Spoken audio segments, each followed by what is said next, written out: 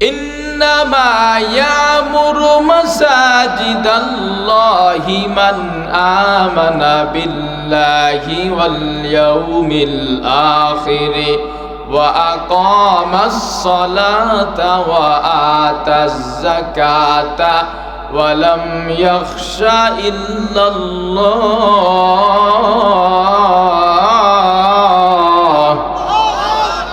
ফাসা উলাইকা আইয়াকুনু মিনাল মুহতাদিন।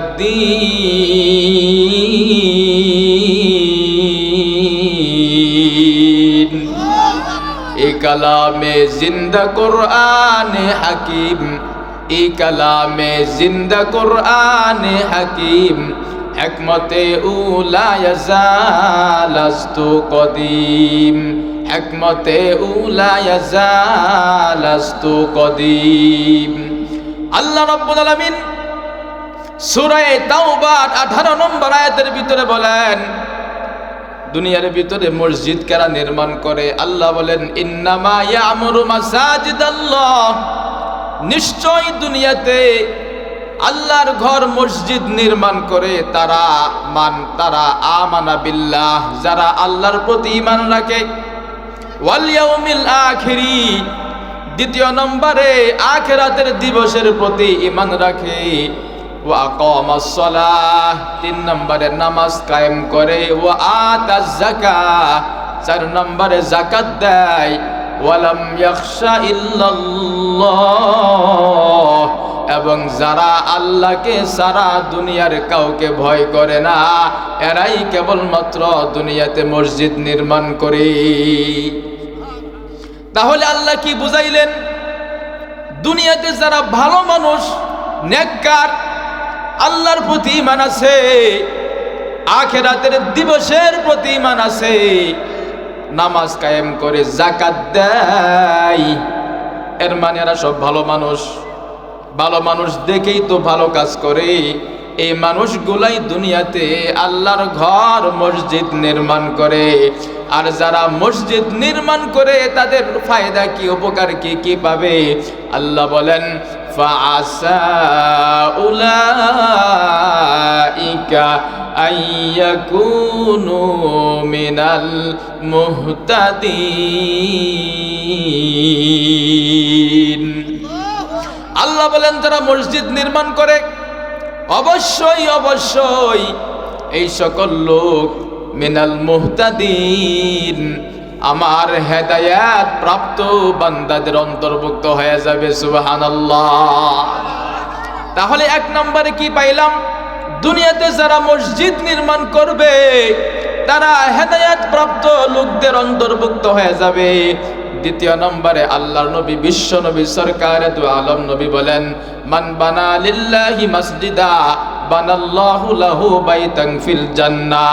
আল্লাহর নবী বলেন দুনিয়ার ভিতরে যারা আল্লাহকে রাজি আর খুশি করার জন্যে, আল্লাহকে সন্তুষ্ট করার জন্যে, দুনিয়ার মানুষকে দেখানোর জন্য না, দুনিয়ার মানুষ আমাকে দানবীর বলবে, দাতা বলবে, এই জন্য না, কেবলমাত্র আল্লাহর জন্যে, আল্লাহকে রাজি আর খুশি করার জন্যে, আল্লাহকে সন্তুষ্টি করার জন্যে যারা মসজিদ বানাবে, আল্লাহর নবী, বিশ্ব নবী বলেন বানাল্লাহু লাহু বাইতান ফিল জান্নাহ। এই সকল লোকদের জন্য আল্লাহ রাব্বুল আলামিন জান্নাতের ভিতরে বালাখানা বানায়া দিবে। সাধারণ কোনো বালাখানা না, সাধারণ কোনো ঘর না রে মুসলমান। যে ঘর আল্লাহ দুনিয়াতে যারা মসজিদ বানাবে তাদের জন্য বানাইবে, এই ঘরটা হবে স্বর্ণ দ্বারা তৈরি। সুবহানাল্লাহ। এক ভরি স্বর্ণের দাম 2 লক্ষ টাকা। কত? দিন যত যাবে দাম খালি বাড়বেই। তো চিন্তা করেন, এক ভরি স্বর্ণ অনেক মানুষ কিনতে পারি না আমরা, তাই না? আল্লাহ তাআলা স্বর্ণ দিয়ে, অলংকার দিয়ে জান্নাতের ভিতরে যারা দুনিয়াতে মসজিদ নির্মাণ করবে তাদের জন্য ঘর বানায় দিবে। সুবহানাল্লাহ। শুধু তাই না মুসলমান, ভালো করে খেয়াল করে কথাগুলো বুঝার চেষ্টা করবেন। আল্লাহ রাব্বুল আলামিন দুনিয়াতে সর্বপ্রথম যে ঘর বানাইছে, সর্বপ্রথম আল্লাহ রাব্বুল আলামিন যে ঘর বানাইছে, এটা মানুষের থাকার ঘর বানাই নাই, কোনো হোটেল কোনো রেস্তোরাঁ বানাই নাই। দুনিয়ার ভিতরে সর্বপ্রথম আল্লাহ রাব্বুল আলামিন যে ঘর বানাইছে, সে ঘরটা হলো আল্লাহর ঘর। এটাও আমার কথা না, আল্লাহ রাব্বুল আলামিন 4 নম্বর পারা প্রথম পৃষ্ঠা, সূরার নাম সূরা আলে ইমরান, আয়াত নাম্বার 96, আল্লাহ বলেন, ইন্না আউওয়ালা বাইতিন উদিআ লিন-নাসি লাল্লাযী বিবাক্কাতা মুবারাকাও ওয়া হুদাল লিল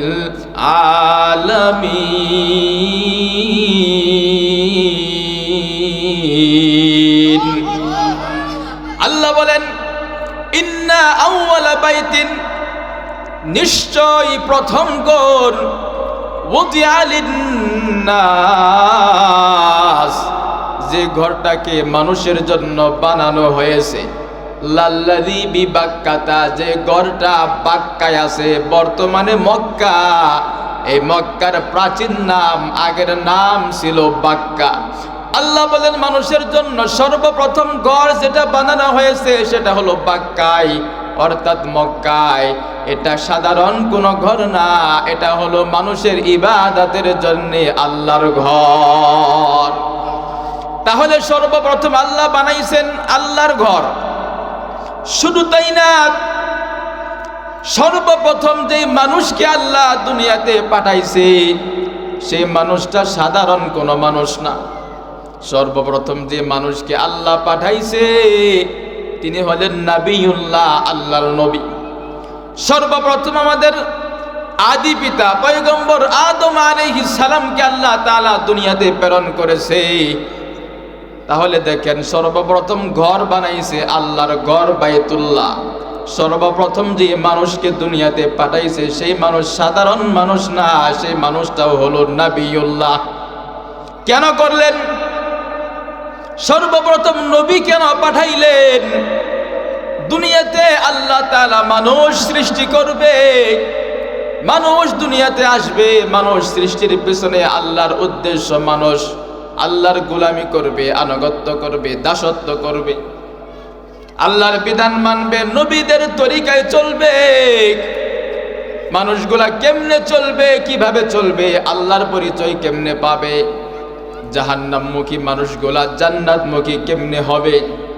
দিন বলা মানুষগুলা দিনদার কেমনে হবে? ঈমান বলা মানুষগুলা ঈমানদার কেমনে হবে? এগুলা বোঝাবার জন্য একজন মডেল দরকার, ইঞ্জিনিয়ার দরকার। এই জন্য আল্লাহ রাব্বুল আলামিন সর্বপ্রথম সাধারণ মানুষ না পাঠায় একজন পয়গম্বর পাঠাইলেন। পয়গম্বর মানুষদেরকে দিনের পথ দেখাবে, যেই পথে চললে জান্নাত পাওয়া যাবে, যেই পথে চললে আল্লাহকে পাওয়া যাবে, যেই পথে চললে জাহান্নাম থেকে মুক্তি পাওয়া যাবে। এরকম একজন মানুষ সর্বপ্রথম আল্লাহ তাআলা নবিউল্লাহ পয়গম্বর আদমকে দুনিয়াতে পাঠিয়ে দিলেন। বলেন সুবহানাল্লাহ। এরপরে 2 নম্বরে আল্লাহ রাব্বুল আলামিন আল্লাহর ঘর সৃষ্টি করলেন। কেন সৃষ্টি করলেন? সর্বপ্রথম আল্লাহর ঘর। মানুষ দুনিয়াতে আসার পর মানুষের সম্পর্ক হয় অনেক কিছুর সাথে। পিতামাতার সাথে মানুষের সম্পর্ক হয়, সন্তানের সাথে মানুষের ভালোবাসার সম্পর্ক হয়ে যায়, বন্ধু বান্ধবের সাথে মানুষের ভালোবাসার সম্পর্ক হয়ে যায়, স্ত্রীর সাথে মানুষের ভালোবাসার সম্পর্ক হয়ে যায়, টাকা পয়সা ধন দৌলতের সাথে মানুষের সম্পর্ক হয়ে যায়। আল্লাহ বুঝাইতে চাই, বান্দারে, দুনিয়ার ভিতরে যাদের সাথে তোমার মহব্বত সৃষ্টি হয় এগুলোও কোনো ক্ষণস্থায়ী মহব্বত না, সবগুলাই চিরস্থায়ী মহব্বত না, সবগুলাই ক্ষণস্থায়ী। পিতামাতার সাথে মহব্বত, এক সময় পিতামাতার সাথে সন্তানের সম্পর্ক থাকে না, পিতামাতা সন্তানকে ত্যায্য করে দেয়, আছে না নাই? সন্তানের সাথে মহব্বত এক সময় থাকে না, সন্তান অনেক সময় সন্তানের হাতে বাবা দুনিয়াতে খুন হয়ে যায়, আছে না নাই? স্ত্রীর সাথে মহব্বত চিরস্থায়ী না। স্বার্থের জন্য স্ত্রী স্বামীর সংসার ফেলে, ছোট ছোট সন্তান ফেলে পরকীয়ার প্রেম আরেকজনের সাথে বেগে যায়, আছে না নাই? আল্লাহ বলে, বান্দা দুনিয়ার ভিতরে তোমার যে সব মহব্বত ভালোবাসা এগুলা সব ক্ষণস্থায়ী, চিরস্থায়ী না। চিরস্থায়ী মহব্বত তোমরা এই যে দুনিয়ার ভিতরে আমার ঘর বানায়া দিলাম বাইতুল্লাহ, দুনিয়াতে তোমরা আমাকে দেখতে পারবে না, আমি আল্লাহকে চর্ম চোখে দেখা সম্ভব না, দেখতে পারবে না। এই জন্য আমি আল্লাহর একটা ঘর দুনিয়াতে আমি আল্লাহ বানাইয়া দিলাম। এই ঘরের সাথে সম্পর্ক তোমরা রাখবা, আমার ঘরে আসবা, আমাকে রুকু দিবা, রুকু গিয়ে সুবহানা রাব্বিয়াল আযীম, সুবহানা রাব্বিয়াল আলা বলে বলে সিজদায় গিয়ে আমাকে ডাকবা, আমার ঘরে এসে জিকির আজকার করবা, আমি আল্লাহর গোলামি তোমরা করবা। আলেমরা বয়ান করবে, নসিহত দিবে কোরআন থেকে হাদিস থেকে, সেগুলা তোমরা শুনবা। এবং কি আমার ঘরের সাথে যার সামর্থ্য আছে টাকা পয়সা দিয়ে সাহায্য সহযোগিতা করবা, মাথার ভিতরে বুদ্ধি আছে বুদ্ধি দিয়ে সাহায্য সহযোগিতা করবা, ক্ষমতা আছে শরীরের ভিতরে শক্তি আছে শ্রমের মাধ্যমে মসজিদের কাজ করে দিবা, সাহায্য সহযোগিতা করবা। এইভাবে যারা যে যেভাবে পারে আমি আল্লাহর ঘর মসজিদের সাথে সম্পর্ক রাখবে, তারা যেন আমি আল্লাহর ঘর মসজিদের সাথে সম্পর্ক রাখে নাই।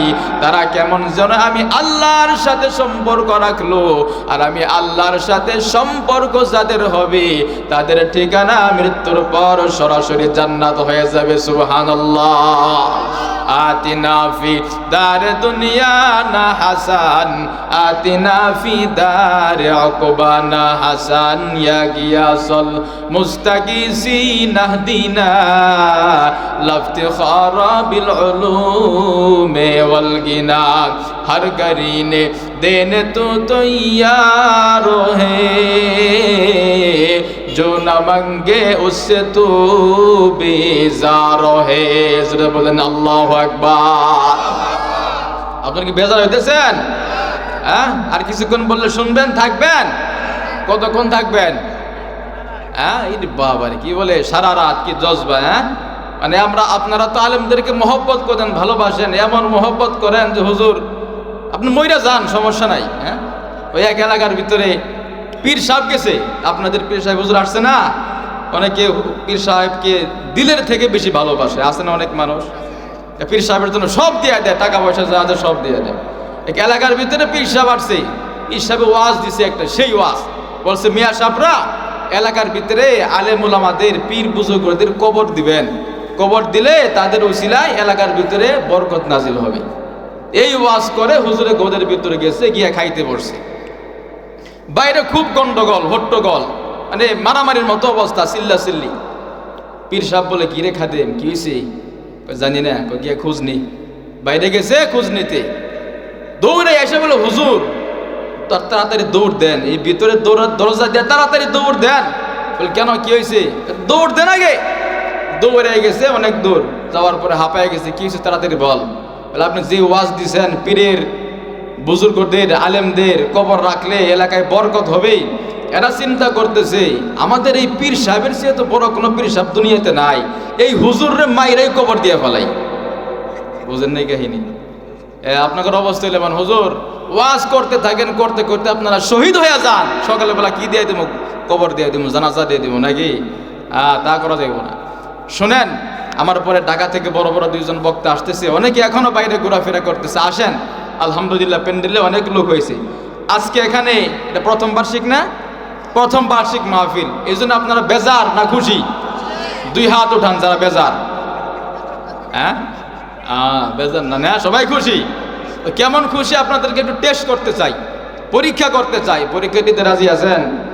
অনেকে বাইরের মানুষ মনে করতেছে মাহফিলে বক্তার মাইকওয়ালা ছাড়া কেউ নাই। হ্যাঁ, মানুষ যে অনেকগুলো হয়ে গেছে এদের খবর নাই, এরা ভাবতেছে কি প্যান্ডেল বক্তার মাইকওয়ালা ছাড়া কেউ নাই। তা আপনারা এমন আওয়াজ দিবেন যাতে তারা বুঝে যে না প্যান্ডেলে মানুষও আছে। আমি তাকবীর দেব, আপনারা আওয়াজ দিবেন। রাজি আছেন ইনশাল্লাহ?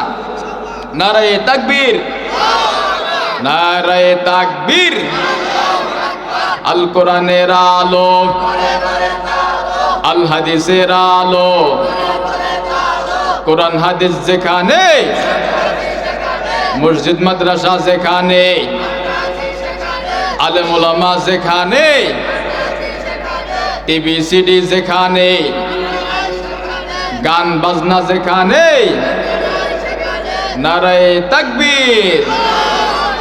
মাশাআল্লাহ, আপনারা আওয়াজ দিয়ে বুঝাইতে পারছেন না, আপনাদেরকে সামনে নিয়ে কিছুক্ষণ কথা বলা যাবে। হ্যাঁ, এইবার আসেন যে কথা বলতেছিলাম, সর্বপ্রথম ঘর আল্লাহ বানাইছে, আল্লাহর ঘর বাইতুল্লাহ। সর্বপ্রথম যে নবীকে পাঠাইছে তিনি হলেন নাবিউল্লাহ, আল্লাহর নবী। হ্যাঁ, কেন? মানুষের সম্পর্ক হবে আল্লাহর সাথে। আল্লাহকে তো আমরা দেখি না, এই জন্য আল্লাহ তাআলা একটা ঘর দুনিয়াতে, আল্লাহর ঘর মসজিদ বাইতুল্লাহ আমাদের জন্য বানাইয়া দিছে। তো মসজিদ তোমরা দেখে দেখে আমি আল্লাহকে স্মরণ করবা, আল্লাহকে মনে করবা। হ্যাঁ, অনেকে দেখেন বাবা মারা গেছে, বাবার ছবিটা সুন্দর করে বাধাই করে ঘরে রেখে দেয় না? বলে কি ব্যাপার, বাবা নাই ছবি রাখছো কে? বাবার ছবি দেখে দেখে বাবার কথা স্মরণ করি। হ্যাঁ, মা নাই, মায়ের ছবি দেখে দেখে মায়ের কথা স্মরণ করি। আল্লাহকে দেখা সম্ভব না দুনিয়াতে। ঈমান নিয়ে যদি কবরে যাই, কবরে জান্নাতের ভিতরে পূর্ণিমার চাঁদকে যেমন স্পষ্ট দেখা যায়, তার চেয়েও আরো বেশি হাজার গুণ স্পষ্ট আমাদের মুনিবকে কবরে জান্নাতের ভিতরে দেখা যাবে। সুবহানাল্লাহ। এই জন্য ঈমান নিয়ে দুনিয়া থেকে যেতে হবে। বেহেশত দুজক সে ইয়া রব ক্যা কারো, বেহেশত দুজক সে ইয়া রব ক্যা কারো, आरज़ू है मैं तुझे देखा करो, आरज़ू है मैं तुझे देखा करो। हुरो गिल्मा जितने नियामत हाई तो, हुरो गिल्मा जितने नियामत हाई तो, सबसे बढ़कर नियामते दीदार तो, सबसे बढ़कर नियामते दीदार तो। আল্লাহু আকবার। আল্লাহ পাকের বান্দা বান্দি যখন জান্নাতের ভিতরে চলে যাবে, জান্নাতের নাজ নিয়ামত এই পরিমাণ আল্লাহ দিবে, সবগুলা বান্দা পাবে, কিন্তু বান্দার মন ভরে না। আল্লাহ বলে, বান্দা রে, তোমাদের সাথে যা ওয়াদা করেছিলাম দিছিনি, পাইছনি? বলে আল্লাহ সব পাইছি, কিন্তু দিলের ভিতরে শান্তি নাই। বলে কেন শান্তি নাই, কেন শান্তি নাই? পরে মাওলা তোমাকে দেখি নাই। নবী দুনিয়া থেকে বিদায় নিয়ে চলে গেছে। নবী দুনিয়া থেকে বিদায় নেওয়ার 1400 বছর পর দুনিয়াতে আগমন করেছি, নবীকেও দেখি নাই, সাহাবীদের কেউ দেখি নাই, তাবিঈদের কেউ দেখি নাই। আল্লাহ তোমাকে না দেখে তোমার উপরে ঈমান এনেছি, তোমার জিকির করেছি, তোমার ঘর মসজিদের সাথে সম্পর্ক রেখেছি, মসজিদে গিয়ে গিয়ে নামাজ পড়েছি। আল্লাহ তোমার নবী দেখি নাই, কিন্তু নবীর আদর্শ মেনেছি, নবীর সুন্নাত দিয়ে 3.5 হাত বডি সাজাইছি। বাবা মার বিরুদ্ধে যদি কেউ কথা বলে তাকে ছাড় দিয়েছি, কিন্তু নবীর বিরুদ্ধে কেউ কথা বললে তার বিরুদ্ধে আন্দোলনের জন্য ময়দানে ঝাঁপিয়ে পড়েছি। কথা কোন ঠিক কিনা? আল্লাহ আপনাকে দেখি নাই, নবীকে দেখি নাই, না দেখে দেখে আপনার গোলামি করেছি রে মালিক। আজকে জান্নাতের ভিতরে সব কিছু পাইছি, কিন্তু এত কিছু আমাদের দরকার নাই। হুর গেলমা জিতনে নিয়ামত হাই তো, হুর বলেন গেলমান বলেন যত নিয়ামত আপনার আছে, সবসে বড়কার নিয়ামতে দিদার তো, সব কিছুর চেয়ে বড় নিয়ামত তো আপনাকে আজকে দেখা। সুবহানাল্লাহ। সেই দিন আল্লাহ রাব্বুল আলামিন জান্নাতীদের সামনে দেখা দিবে, দেখা করবে। সেই দিন আল্লাহকে দেখা সম্ভব, এছাড়া দুনিয়াতে আল্লাহকে দেখা সম্ভব না। আল্লাহ সাক্ষাৎ করবে, দেখা করবে। জান্নাতের ভিতরে কত নিয়ামত আল্লাহ রাব্বুল আলামিন দান করবে।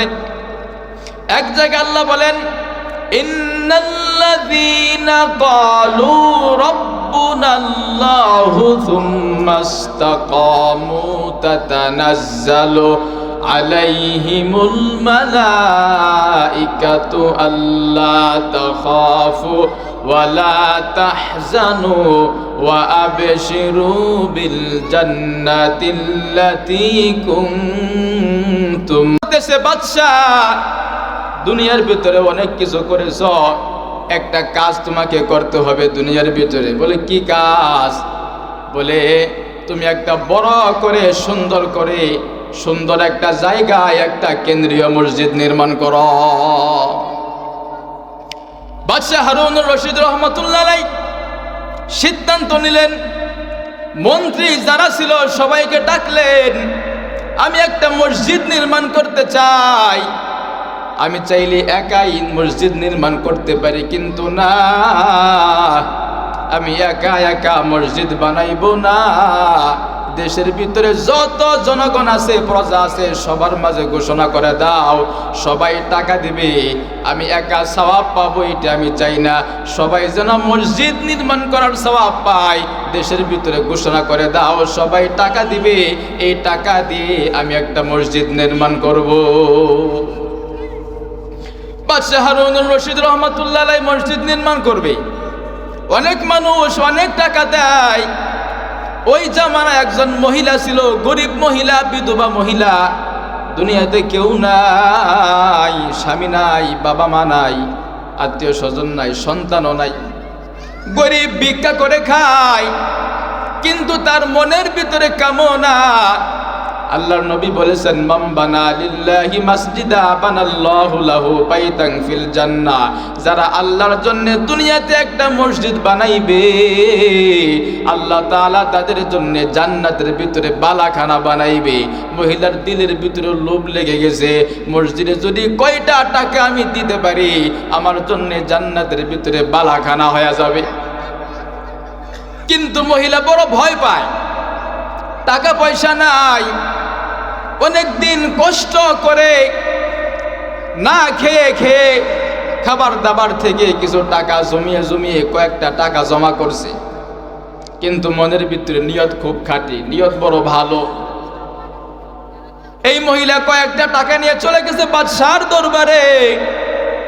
বাদশাকে বলে, বাদশাহ মসজিদ নির্মাণ করবেন, অনেকে অনেক বড় অঙ্কের টাকা দেয়, কিন্তু আমি গরিব, আমার কিচ্ছু নাই, এই নেন কয়েকটা টাকা আমি জমাইছি, কয়েকটা টাকা নেন। আমার মনের ভিতরে বড় আশা, আমার টাকা যদি আপনি নেন, আমার জন্য আল্লাহ রব্বুল আলামিন জান্নাতের ভিতরে বালাখানা তৈরি করে দিবি। বাদশাহ হারুনুর রশিদ বলতেছেন, এই মহিলা, তোমার সাহস কত বড়!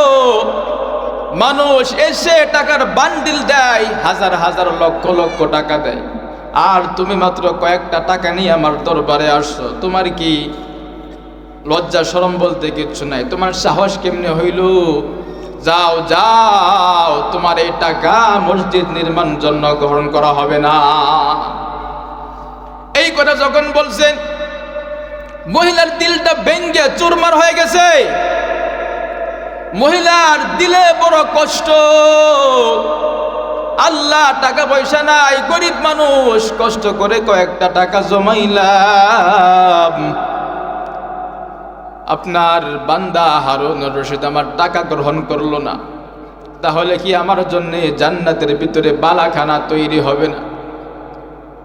মহিলার মনের ভিতরে বড় কষ্ট, বাড়িতে গিয়া সেজদায় পড়ে কান্নাকাটি শুরু করেছে। বাদশাহ হারুনুর রশিদ তার টাকা নেয় নাই, কি হয়েছে? চোখের পানির মাধ্যমে আল্লাহর বান্দি আল্লাহকে রাজি খুশি করায় ফেলছে। সুবহানাল্লাহ। দুনিয়ার মানুষ আমরা বাহ্যিক অবস্থা দেখি, অন্তরের অবস্থা কেউ দেখি না। বাদশাহ হারুনুর রশিদ তার বাহ্যিক অবস্থা দেখছি, কিন্তু তার অন্তর দেখে নাই। আল্লাহ নবী বলেন, ইন্নাল্লাহা লা ইয়ানজুরু ইলা সুওয়ারিকুম ওয়ালা আজসামিকুম ওয়ালাকিন ইয়ানজুরু ইলা কুলুবিকুম ওয়া আমালিকুম।